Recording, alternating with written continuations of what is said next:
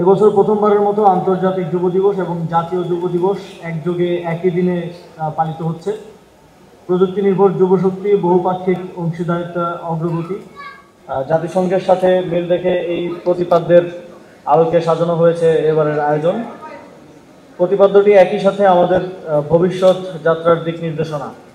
সরকার দৃঢ়ভাবে বিশ্বাস করে গণঅভ্যুত্থানের পর সাম্য, নাগরিক মর্যাদা, ন্যায় বিচার, গণতন্ত্র ও সমৃদ্ধির নতুন বাংলাদেশ গড়ার যে সুযোগ আমাদের সামনে এসেছে, সে স্বপ্ন বাস্তবায়নের পথে সবচেয়ে বড় অবদান রাখবে দেশের তরুণ প্রজন্ম।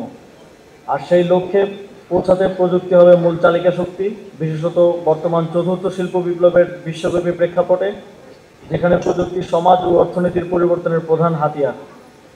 এই প্রতিপাদ্যের মাধ্যমে আমরা তরুণ সমাজকে বার্তা দিতে চাই, তাদের উদ্ভাবনী শক্তি ও বহুপাক্ষিক অংশীদারিত্ব দেশের টেকসই উন্নয়নে অপরিহার্য।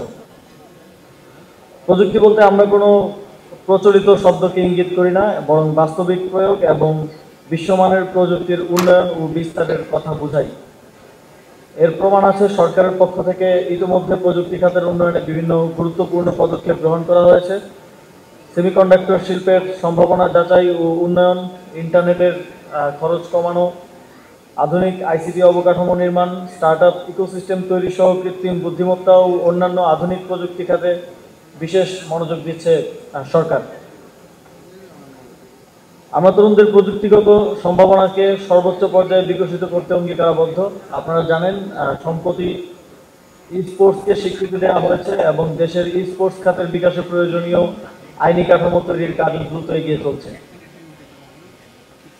বাংলাদেশের মোট জনসংখ্যার প্রায় 63%ই 35 বছরের নিচে। এই তরুণ শক্তি বাংলাদেশের সবচেয়ে বড় সম্পদ ও শক্তি। এই সম্ভাবনাকে কাজে লাগানোর কোনো বিকল্প নেই।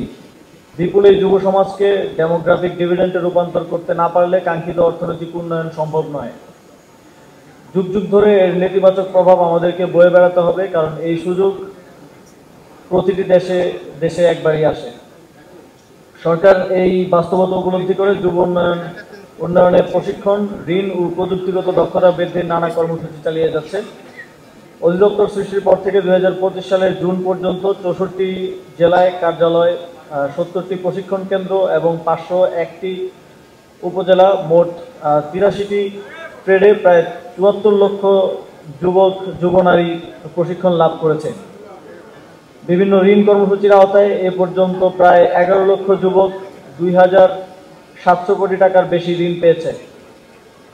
প্রশিক্ষিত যুব সমাজের মধ্যে 24 লক্ষাধিক আত্মকর্মসংস্থানে নিয়োজিত রয়েছে এবং বাকিরা দেশে বিদেশে সম্মানজনক কর্মসংস্থানে নিয়োজিত রয়েছে।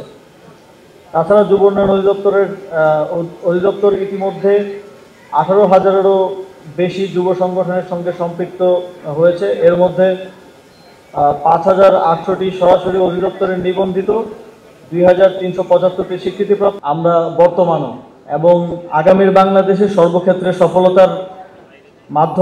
সফলতার সাথে নেতৃত্বের মাধ্যমে এই কথা প্রমাণ করার জন্য এই যুব সমাজ কঠোর পরিশ্রম করবে এবং তাদের সফলতা বাংলাদেশ সহ পুরো বিশ্বের সামনে তুলে ধরবে, এই প্রত্যাশা রাখছি। এবং সবশেষে জাতীয় আন্তর্জাতিক যুব দিবস 2025-এর সকল কর্মসূচির সফলতা কামনা করছি।